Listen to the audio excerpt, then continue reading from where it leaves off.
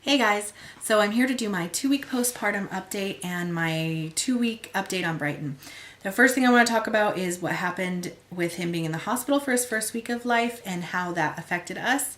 What had happened was about 12 hours after he was born, they started noticing that his breathing was too quick, and we didn't really think it was that big of a deal, but long story short, we agreed to have an x-ray done on him, and it wasn't that great of an x-ray, but they said that he had pneumonia. So after a lot of debate and a lot of prayer and thought and just discussing things with the doctor, we had to do a 7-day antibiotic treatment for him, and we had to stay in the hospital the entire time. So that was really stressful, being in the hospital that long. We had planned on coming home from the hospital at like 24 hours, so that was definitely a change of plans. The hardest part in transitioning with that first week was that not only were we living out of the hospital, so that was rough, but it was the fact that my daughter had a really hard time with that transition. She was not only having a hard time with the fact that we weren't at home, we were at the hospital and, sleeping there and staying there all day and whatnot, but she's also adjusting to not being able to have mommy all to herself. And since Brighton was going through such a hard time with, the traumatic experience that he was going through with being poked with needles all day long and just constantly being uncomfortable, I tried to have a lot of skin-to-skin time with him, just having him close to me so that he could be, as comfortable as possible. That was really hard on my daughter. Thankfully, my husband was able to be off work, and he was able to be there with her like 24/7. But the transition from no longer having mommy to herself and having to live in the hospital was really hard for her. It was also hard with breastfeeding, because with my Raynaud syndrome, I can get through, or I can handle the pain of one baby on the breast, and I've done it for 2 years now, and it's something that I just have learned to cope with. However, I tried tandem nursing to just make the situation easier, where I had both of them nursing, one on each breast, and that was a no-go. It was just too uncomfortable for me. I tried it several times, but it was just too uncomfortable for me because it's just too hard for me to handle the pain of both of my breasts screaming in pain rather than one. So that's been really hard, trying to figure out how to nurse her when I'm nursing him all of the time. And then I was constantly holding him like on my chest, and so it would be hard to nurse her. So that was really hard for her because she wants to nurse for comfort, to connect with me. And through such a hard time as she's going through with the transition, it was really hard to not be able to give her that. And we're still struggling with that issue even at home, but things are getting better just because we are at home and because we're trying to work out better ways for the breastfeeding relationship to work as a tandem relationship instead of just, with her nursing. But as far as the first week postpartum, I was having a really hard time because in my labor and delivery story, I did mention that I tore. It was a 2nd-degree tear that I, had to be stitched up. And that was really uncomfortable for me because I was sitting in the bed like all day long with him. And so that was really uncomfortable. I would try and lay down and switch sides and whatnot, but it was just really uncomfortable. By about day 5, though, it started to feel a lot better. I was able to move around a lot easier, and just the general soreness was going away and whatnot. So by about day 5, the area down there started feeling a bit better, and I was able to move around more. As far as my postpartum bleeding, I had mentioned again in my labor and delivery story that I did start to hemorrhage, that they were able to get under control, but I wasn't sure how my postpartum bleeding would be, if it would be different than with my daughter. But it wasn't, it was the same. So nothing different there. So that was good that there wasn't any difference there. We got home from the hospital on Sunday, let's see, 8 days postpartum. We got home Sunday afternoon. So we had spent roughly 7.5 days in the hospital. And it's been nice being home, really nice being home, not having to live in the hospital, not having to have people come in all the time to check on his vitals, to be turning on lights, to be eating hospital food, to be, just stuck with nothing to do because we didn't have any of our stuff there. It was just rough being in the hospital that long, especially since we weren't expecting to be there that long. Thankfully, we live really close to the hospital, so making trips home was really easy, but it was just a rough transition into being new parents again. Once we got home, I think that it was a little bit easier on our daughter, but she's still really struggling with not having me all to herself. I'm a stay-at-home mom, and so that makes it really difficult. She's used to spending all of her time with me.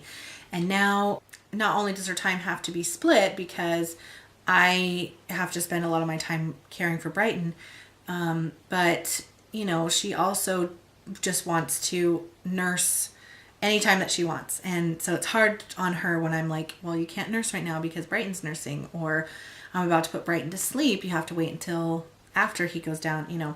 She's having a hard time coping with that. But things are getting better slowly. As far as my postpartum, I was able to encapsulate his placenta on postpartum day 10, I believe. But I didn't start taking them until the 11th day postpartum. And I think that made a big difference in my postpartum bleeding. I am still bleeding, but it's very light. So that's really awesome. I do still have a lot of back pain and a lot of pelvis pain. And I do still experience some abdominal soreness, which I experienced a lot right after I gave birth, but it still kind of comes back if I'm just too active. And I'm not working out. I'm not talking about working out. I'm just talking about, like, since we don't have a car, we have to walk all of our errands, and too much walking and whatnot, just too much being up and active. It makes my pelvis hurt, makes my back hurt, makes my abs feel just really tired. I don't know, once I hit a certain point, my body's like, and we're done. So, with my husband still being off work, it's nice because I'm able to take naps with him during the day, with Brighton during the day, and my husband's able to tend to our daughter. But, it's been really rough not being able to be very active. The evening times are quite difficult with not getting a lot of sleep. The newborn exhaustion that you feel isn't as bad this time around as it was with my daughter, and I think that's mostly because my daughter was a really bad sleeper, still is a really bad sleeper, so I'm used to constantly getting up at night to tend to her. Granted, it's not like every hour like it is with him, but I'm used to it, more used to it than I was when we had my daughter. So the postpartum newborn exhaustion isn't so bad, but it is definitely hard, and I'm thankful for the naps I'm able to take with him during the day, because once my husband goes back to work, that won't continue. As far as the update on him, he's doing really, really great. He was gaining weight in the hospital. We don't know what his weight is now, and we won't have his 2-week follow-up until next week, so he'll technically be almost 3 weeks. But the doctor who saw him while we were in the hospital went out of the country for a conference, and she wouldn't be back until next week. And we wanted to follow up with her, so we're just going to do his follow-up from being in the hospital and his 2-week well checkup at the same time with her. And so we won't know any weight, I guess, until then. But when we left the hospital, he was about 9.25 pounds.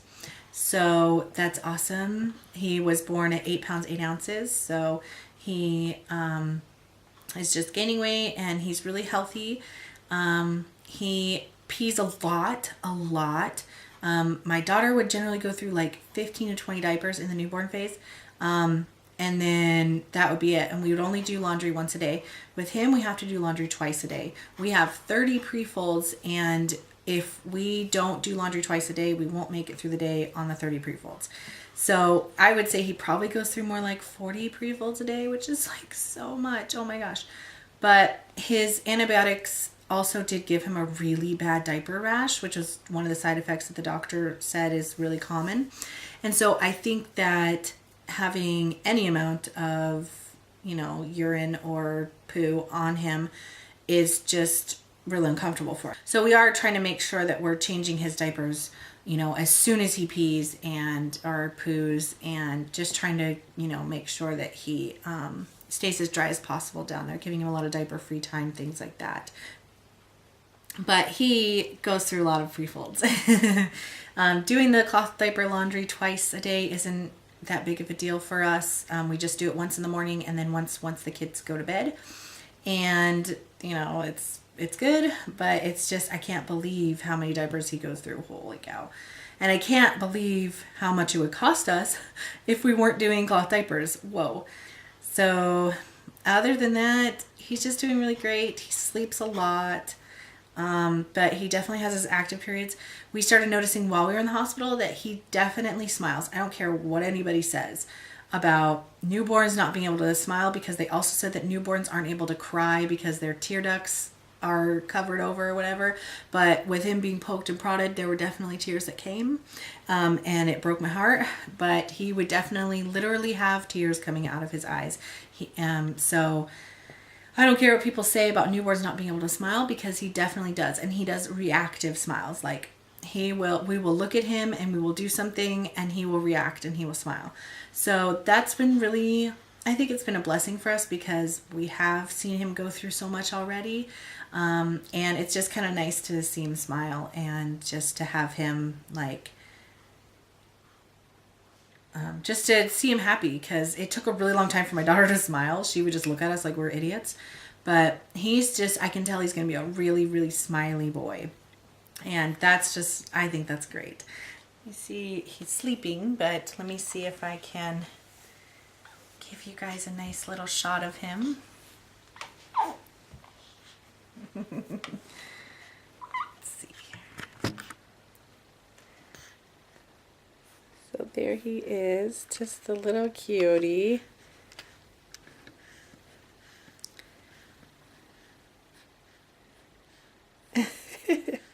He makes a lot of really funny faces. He's like super expressive with his face.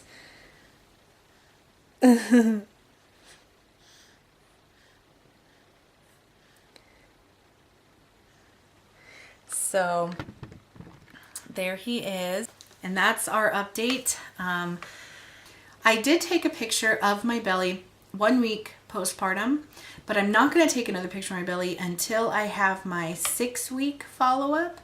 And then at that point, I will be talking about my weight and things like that.